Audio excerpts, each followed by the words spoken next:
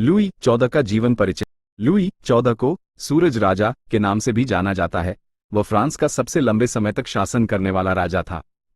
उन्होंने 1643 से 1715 तक फ्रांस पर शासन किया और इस दौरान फ्रांस को यूरोप की सबसे शक्तिशाली शक्ति बना दिया। जन्म और प्रारंभिक जीवन। लुई 14 का जन्म 5 सितंबर 1638 को पेरिस में हुआ था। उनके पिता लुई 13 की मृत्यु के बाद वह केवल 4 साल की उम्र में फ्रांस के राजा बन गए।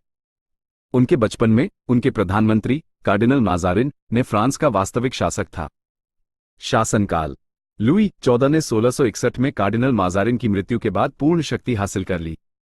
उन्होंने अपने शासनकाल के दौरान फ्रांस को एक केंद्रीयकृत राज्य में बदल दिया और अपनी शक्ति को मजबूत किया।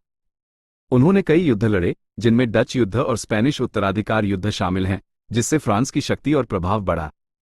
लुई 14 ने फ्रांस में कई निर्माण कार्य करवाए, जिनमें वर्साय के महल का निर्माण शामिल है, जो उनकी शक्ति और वैभव का प्रतीक बन गया।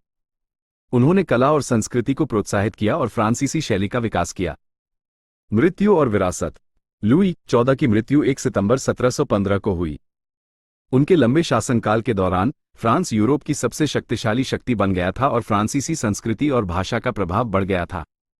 हालांकि फ्रांस के अधिकांश युद्धों में विजय प्राप्त करने के बाद भी लुई 14 के शासन के अंत तक देश की अर्थव्यवस्था कमजोर हो गई थी। अतिरिक्त जानकारी। लुई 14 को एक निरंकुश शासक के रूप में जाना जाता था, जो अपनी शक्ति को केंद्रित करना चाहता था। उन्होंने अपने शासनकाल के दौरान कई सुधार किए, जैसे कि सड़कों और पुलों का निर्माण और शिक्षा प्रणाली का सुधार। लुई 14 की जीवन कहानी कई पुस्तकों, फिल्मों और नाटकों में चित्रित की गई है। क्या आप लुई 14 के बारे में कुछ और जानना चाहते हैं?